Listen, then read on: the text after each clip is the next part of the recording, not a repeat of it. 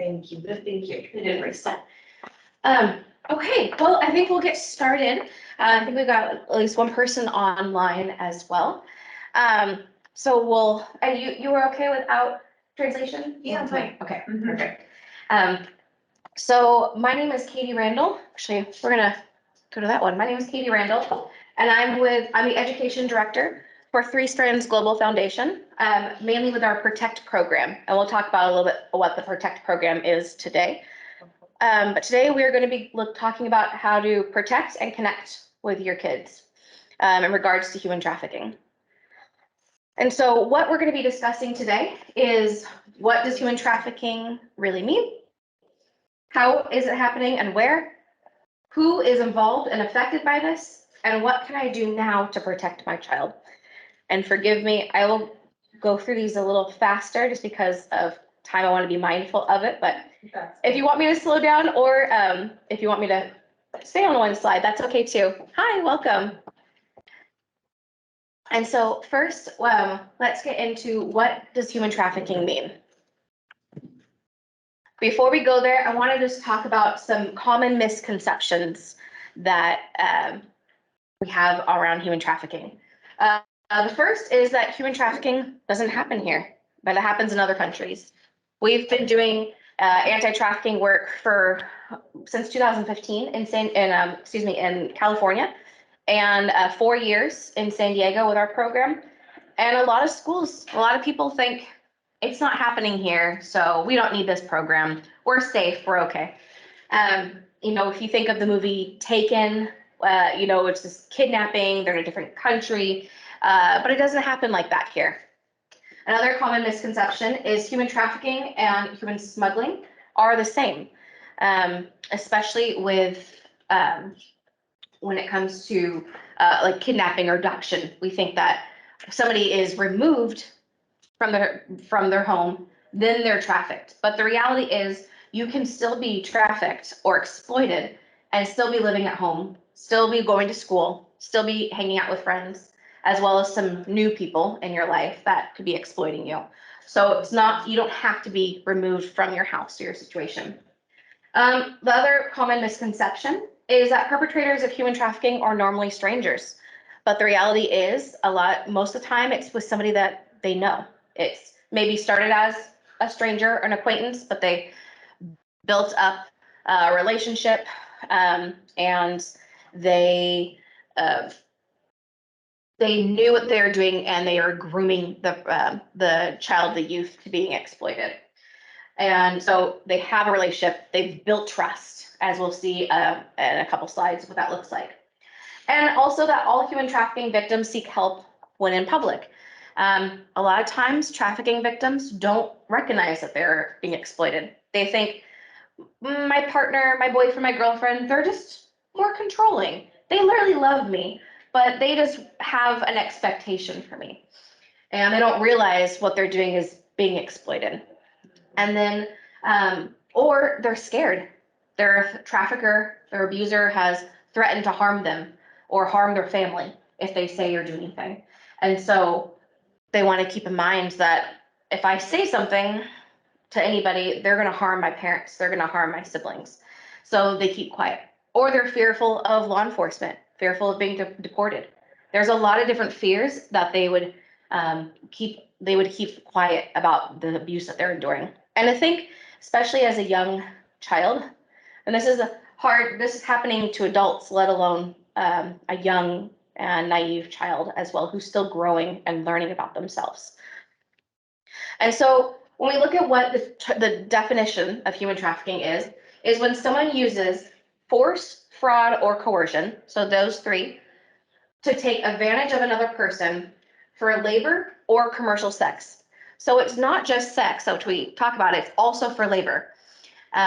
It is a little bit challenging because a minor can still have a job and work, and there can be some gray areas there, but a minor cannot consent to commercial sex acts. So force, fraud, and coercion does not need to be present for a child, or if a child is commercially sexually exploited. And so that does not have to be present. Regards to labor trafficking, that's where it can get a little bit conflicting and a little bit gray, as we'll go into a couple slides. And so breaking down labor trafficking, again, it's a form of exploitation that occurs when a person is forced or tricked. There's fraud that's involved, and coerced. They're threatened to do something, and it's to provide services. So whether that is, a cleaning service, as we'll see in a couple slides of a case study that happened here, or nannying.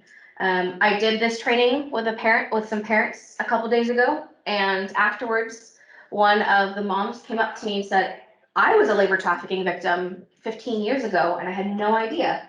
I thought I just got screwed over by a boss and didn't realize that there was fraud that was involved. She was forced to work extra hours. There were minor threats that were involved with that, and she was coerced to do this and had no idea. And it was to nanny this woman's children. And so recognizing that it's basically labor trafficking is going to involve anything that's aside from sex. And so you've got sex trafficking and then other jobs that fall under that. And so with child sex trafficking, the sexual exploitation of a child who's under the age of 18 by another person for exchange for something of value. It's not always money. It can be for a place to stay. It can be for new clothes, for food, for water, shelter, for love, acceptance.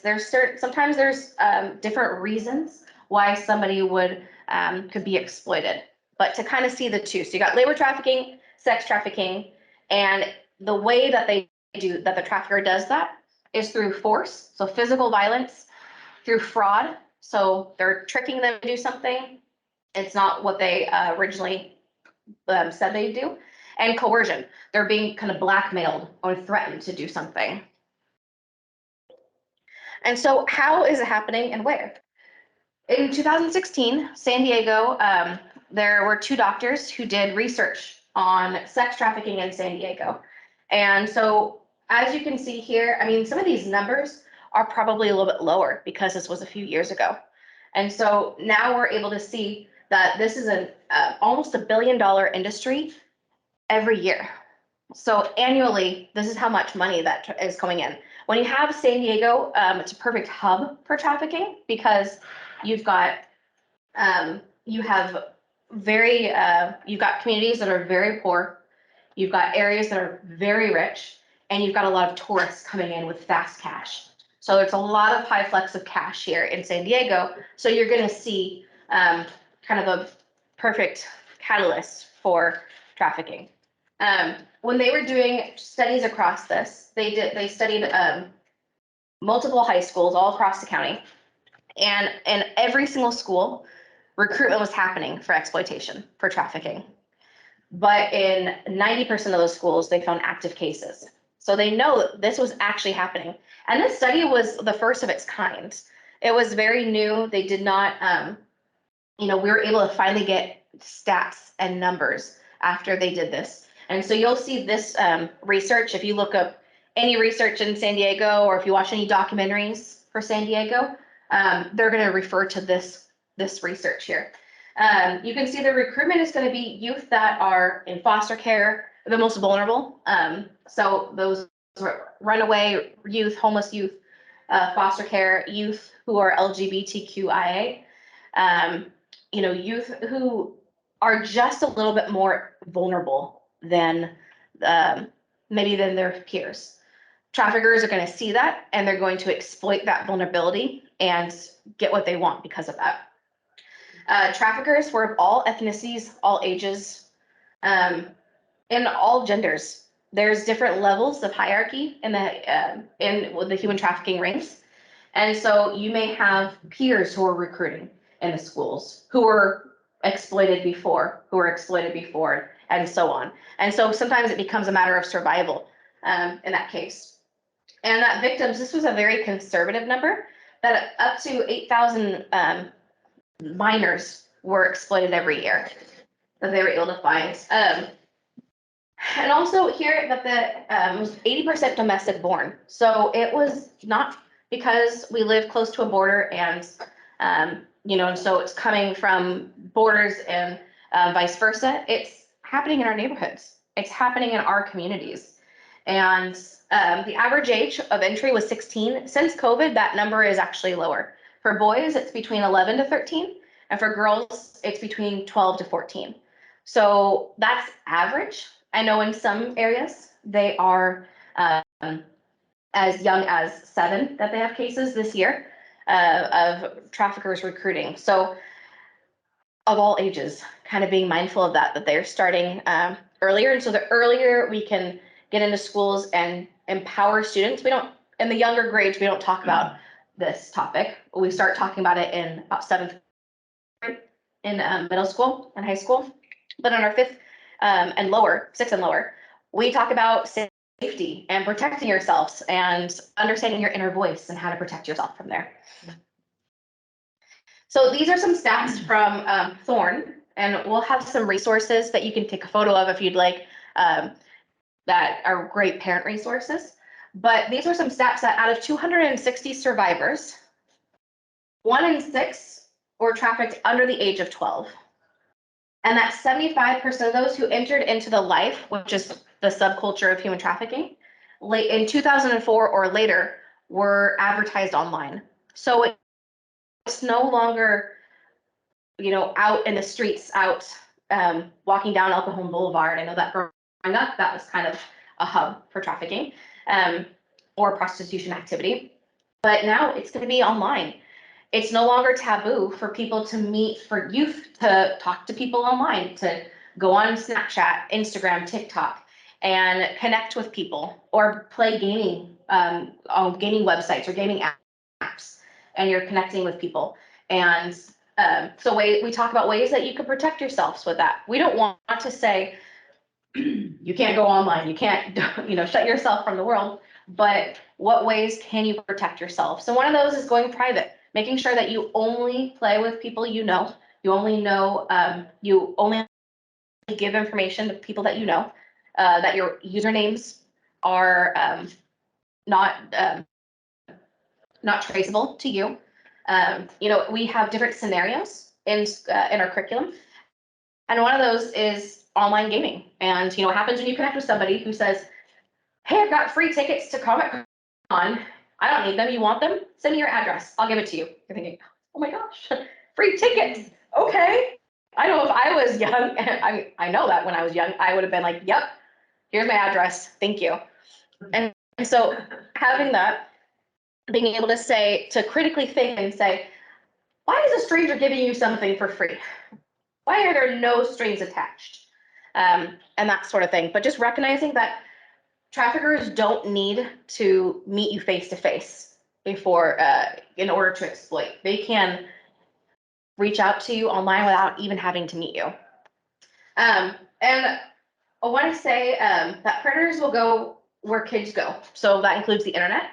And trying to provide with them something that they need. So this is what's called grooming, and we're going to talk about that in our next slide. So often we think of trafficking as, abuse, and then they're maintaining control. We think, oh, they're kidnapped or removed, they're forced to do something. But the reality is that traffickers are going to target the victim. They're going to see who's the most vulnerable, who's the most gullible and naive, who would be an easy target. And then they start gaining trust and information. I want to know what they need. I want to know what they like, what their interests are, what are they desiring? And then I'm going to fill that need. Are they embarrassed because single mom can't afford to have nice clothes, and so they're feeling embarrassed when they go to school and they don't get to have the nice clothes that their friends have or their peers have? Trafficker can say, I was like that too. I got a lot of money, too much money. Let me give you these. Give me your address. I will buy those things for you. I will fulfill these needs for you. Or maybe they're fulfilling a need of wanting to feel loved and valued. Nobody understands them. They just want to be loved, and they feel that need. And then they start to isolate. Your family doesn't. Oh, you're fine. People take photos of these all the time, so you're totally fine. Feel free to take photos if you'd like to. And so the isolation begins, that they're saying, your parents don't care about you. No, your friends don't love you. They don't respect you that way, but I do. It's you and me against the world, and they start isolating them. And then the abuse begins, whether that is psychological, emotional, sexual, spiritual, mental, different types of abuse to hold the victim in and to maintain control. And this is where we're going to see also the force, fraud, and coercion. You're going to see that happening as well. So threatening in different ways, blackmailing them in certain ways, having some type of hold over them.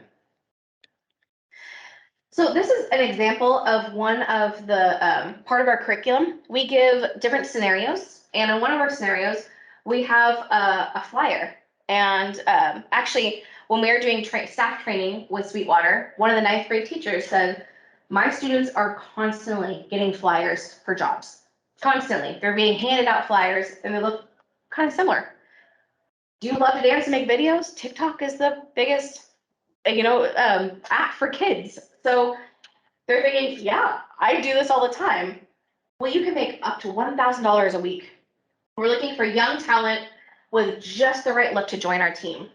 To apply, text your photo or video to Kobe at 55555. So a young youth who's thinking, I want to be Instagram famous. I want to be TikTok famous.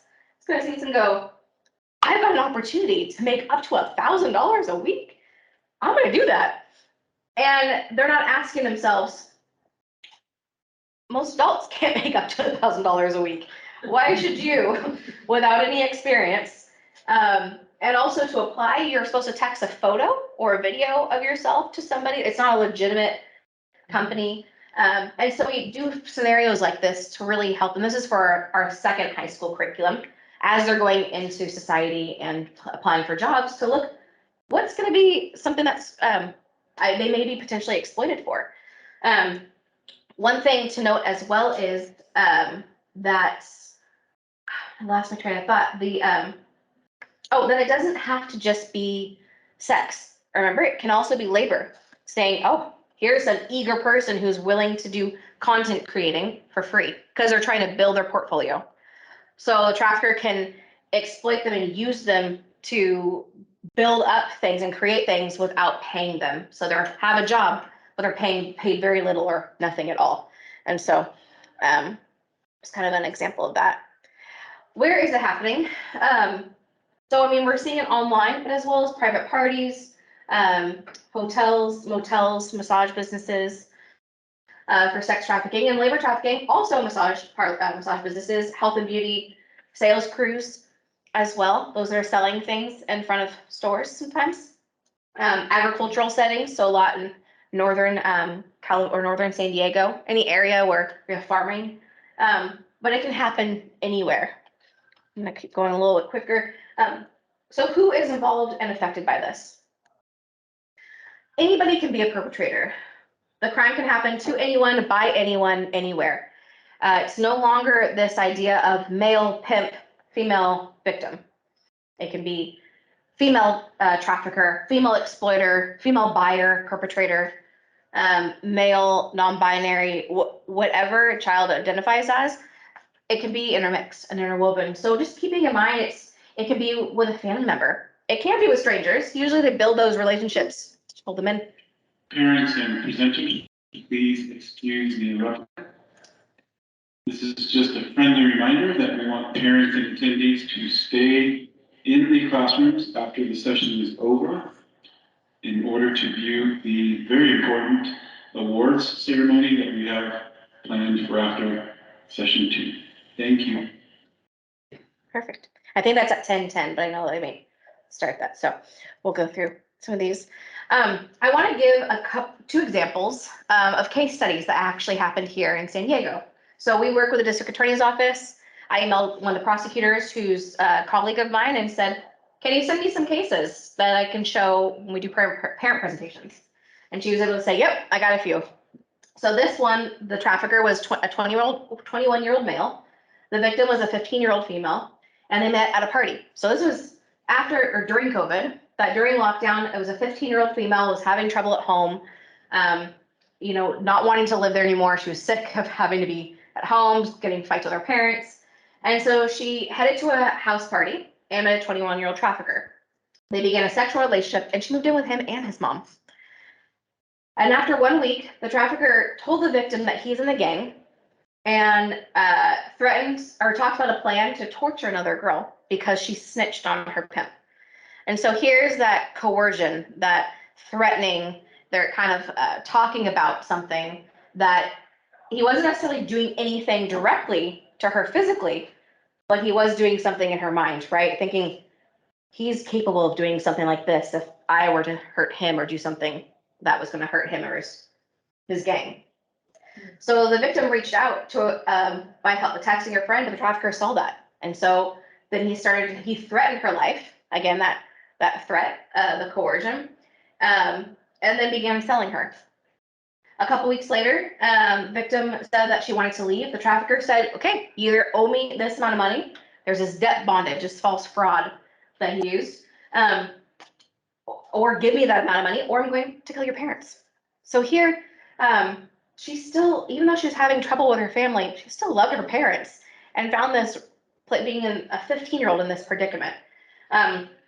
But she was able to call for help and get the help that she needed. So the story needed, I mean, I want to say but she was able to get out. But this is kind of what we see. Now, also wanted to say again, boys are trafficked too. And so here's an example of a labor trafficking case with a boy.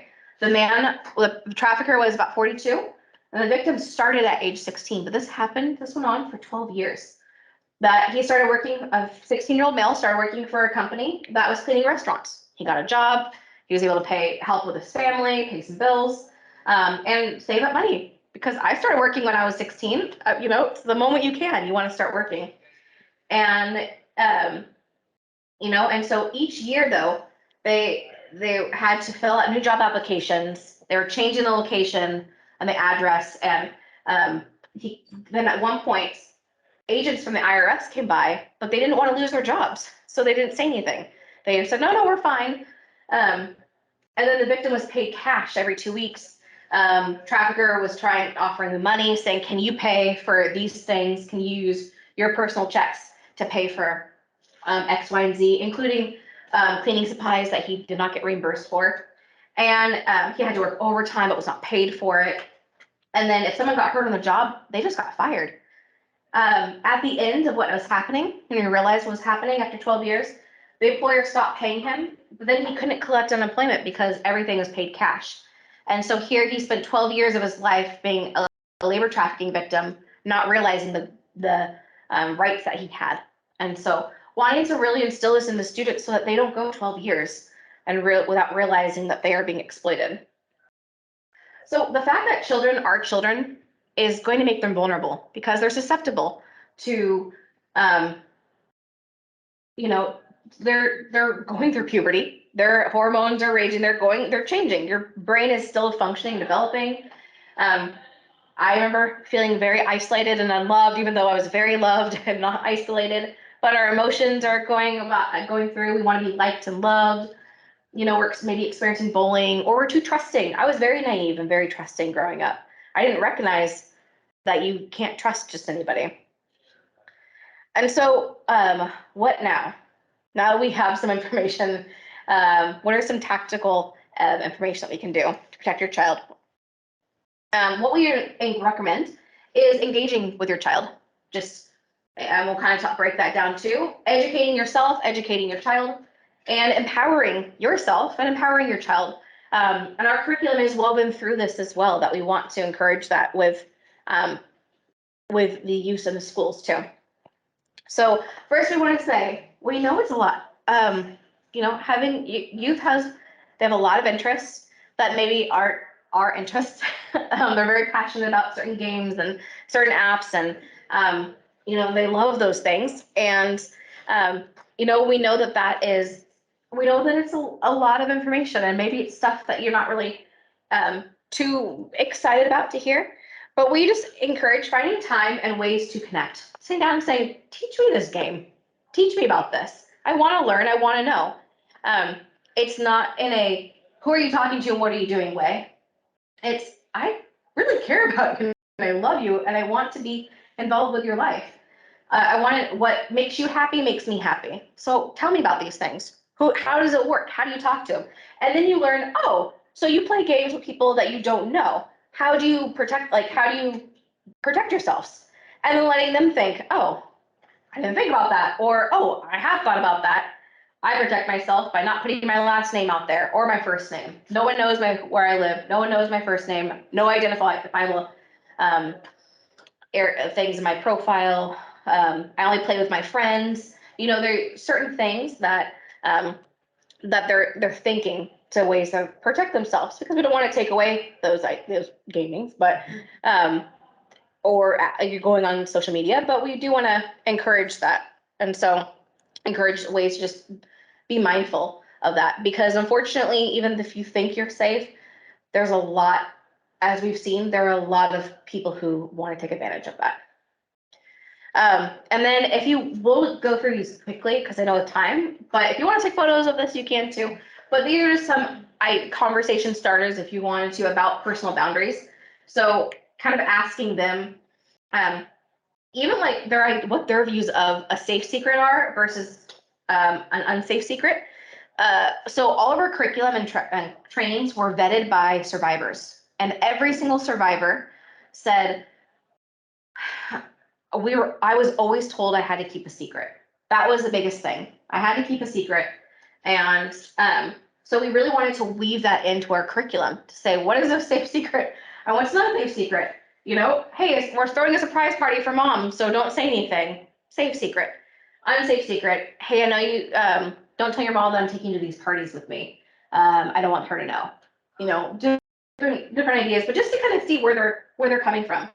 And just some examples here. And then, so these are conversation starters for personal boundaries.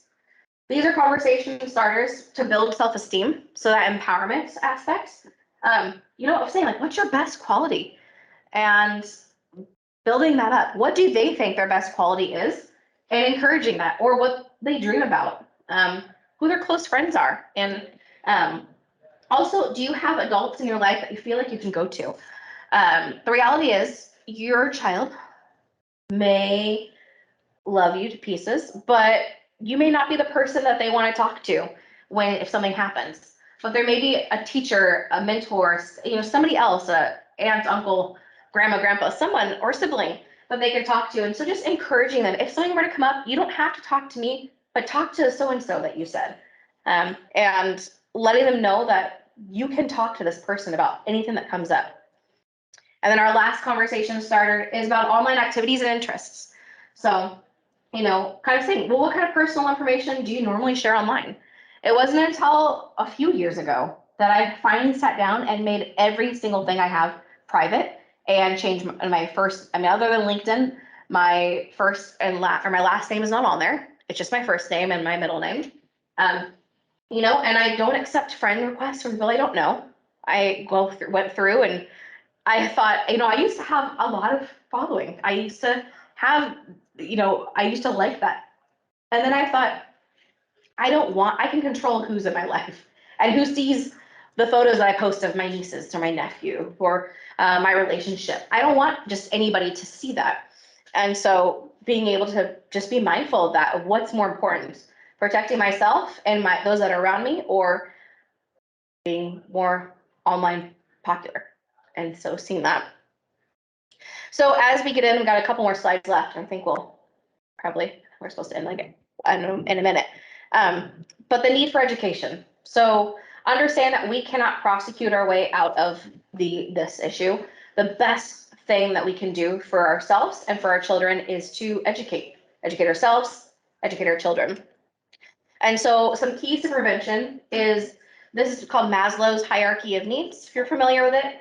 And it's saying that looking and seeing which step is your child at, or where are you at? You know, making yourself vulnerable as well. We talk about kids, but to protect yourselves too. Are your physiological needs being met? Do you have food, water, shelter, clothing? Or your safe, and then if those are met, are your safety needs met? Or your love and belonging, your esteem and your self-actualization, that you cannot get to esteem if your safety needs are not being met. And knowing that to build those up. So starting from the bottom, saying, where can I build this foundation? And so, so that I'm making myself and my children less vulnerable.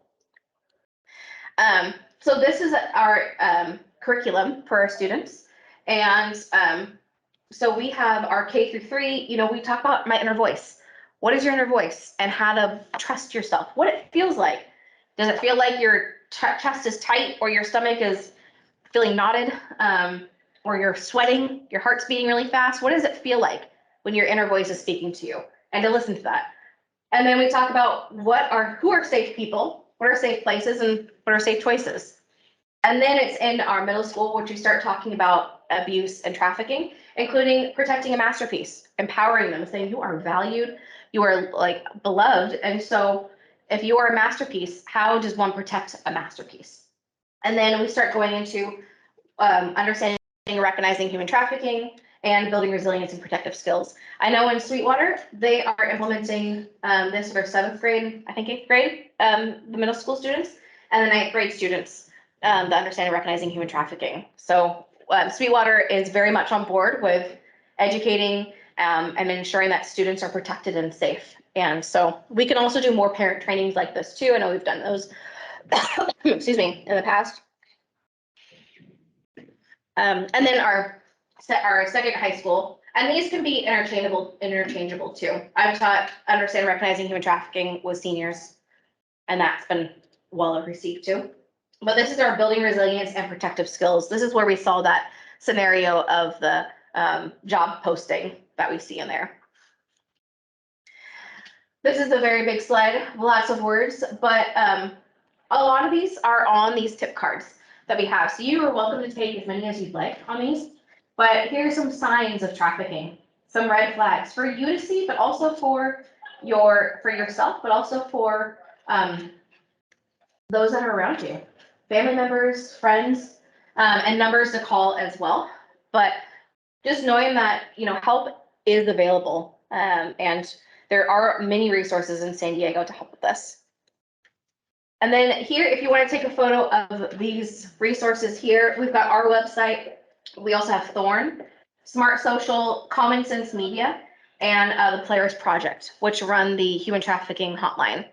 But yeah, don't be afraid to ask questions and educate yourself on this. I know we have a younger person in the group, but I will say, when I was younger, I thought I knew everything. My parents were just they didn't understand. I understand computers better than they do, so they have no idea how it is when I'm talking to people online. It's what everybody does. And they didn't understand this. And so I thought, they don't know anything. Then I get older and I go, oh my gosh, I promise it'll hit you one day. And you'll think of this moment and you'll go, she was right. She was right. But just educating yourself and not wanting to remove yourself from the things that you love to do, but just how do you protect yourself all the more. And then a couple more things is just, calling the human trafficking hotline, that number is on there. Calling 911 if somebody is in immediate danger, if you recognize something or you hear something. And but the biggest thing is letting know that it's not their fault and that you are here to help. If your child does come to you and say something, being non-judgmental and saying, okay, I'm sorry, I hear you. How can I support you, let's help. Another slide, I thought there's the last one. Yeah, and a couple other points too. Even like talking about deciding on a private code or phrase to use as well to protect yourself. Yeah, kind of just understanding how to react in those situations and who to talk to. And knowing that you are not alone, that help and support are available. And if you want, actually my email is not on there, but if you have any questions, you can email me or you can email, contact anybody on here as well. But yeah, okay, for 4 minutes over that class. But thank you so much we went through this real quick. So hopefully